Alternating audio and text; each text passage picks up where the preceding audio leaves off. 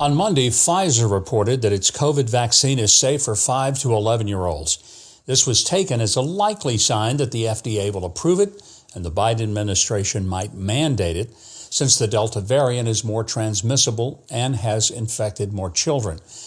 But that was a bridge too far for many parents who think it should be their decision whether the risk of COVID to their children outweigh the risk of possible side effects from a vaccine with no long-term studies.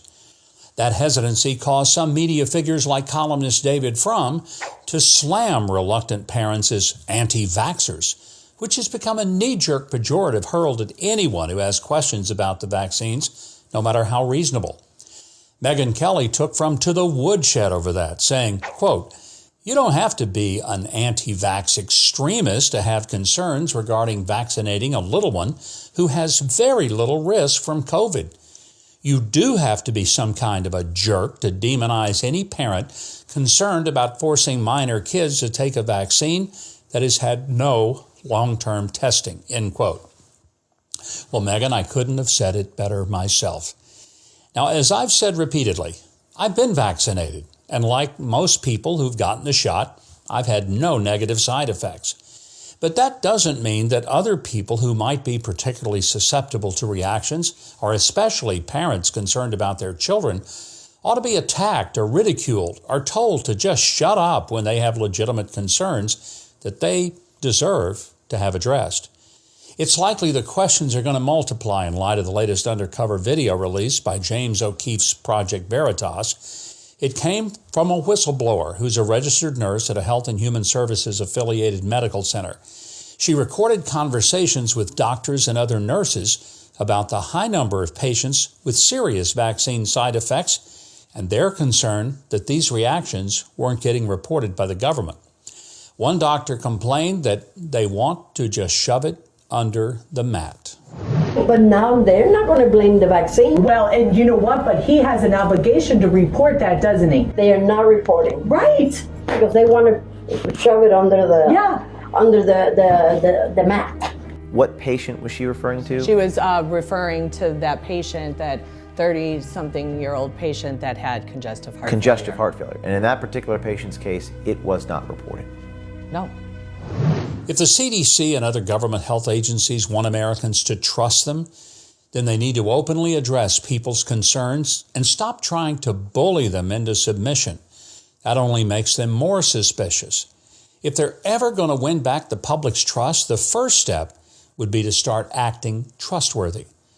But you know what really gives people good reason to doubt that our intellectual betters are right and the rest of us are wrong? Revelations like this. Former FDA Commissioner Scott Gottlieb admitted on Face the Nation that the 6-foot social distancing rule that authorities have been drumming into us for over a year is actually arbitrary in and of itself. And quite frankly, nobody knows where it came from, according to Gottlieb. He also said it's a perfect example of sort of the lack of rigor around how the CDC made recommendations. Furthermore, the CDC had originally pushed for 10 feet instead of 6, but settled for 6 because 10 would have been inoperable, and then it was eventually dialed back further to 3 feet. Here's a little bit of that interview. But when it became 3 feet, the basis for the CDC's decision to ultimately revise it from 6 to 3 feet was a study that they had conducted the prior fall. So they changed it in the spring. They had done a study in the fall. And if they had that study result in the fall, why didn't they change the advice in the fall? Why did they wait until the spring? And so this is how the whole thing feels arbitrary and not science-based. So we talk about a very careful science-based process, and then these anecdotes get exposed, and that's where Americans start to lose confidence in how the decisions got made. Of course, it makes sense to keep your distance from people whenever a contagious disease is going around, but Gottlieb also admitted that the arbitrary 6-foot distancing is the major reasons that schools shut down. After the Biden administration got it reduced to 3 feet, classes were able to reopen again. It's also the reason that some people were going around with yardsticks and yelling at other people who were only 5 feet 9 inches apart. So now they know what they can do with those yardsticks. Finally, another update concerning Joe Biden's disastrous Afghanistan pullout. In case you thought that the story about the suicide bomber who killed 13 U.S. service members and over 100 civilians in Kabul was about as bad as you could get, well, brace yourself. The bomber has now been identified, and the story just got worse.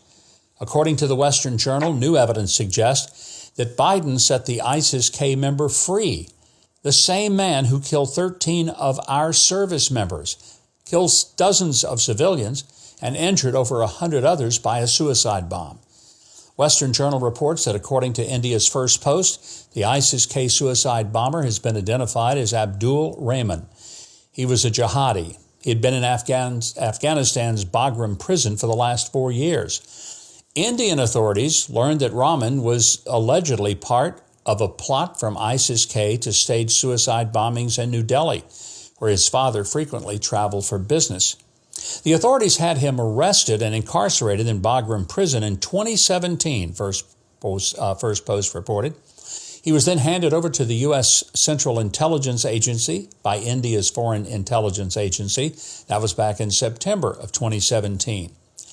Then, when President Joe Biden began implementing his reckless and ill-planned withdrawal strategy in Afghanistan, chaos ensued. This very chaos allowed thousands of suspected and convicted terrorists to escape Bagram unscathed on August 15th, including Rahman. Now, you add this brilliant strategical maneuver to the brilliant drone strike that killed 10 innocent civilians, including 7 children, and it's looking like the Taliban has some competition in Biden. Maybe this is why they've been so quick to go back to their murderous ways. They mustn't be outdone by the Biden administration. Now, if you don't want to be outdone by all the liberal nuts out there, you really should subscribe to the channel and click the notification bell below. And of course, if you enjoyed the video, I hope you'll consider leaving a like and a comment. And remember to join me this Friday for a live stream and come with all your questions, comments, and searing remarks if you'd like.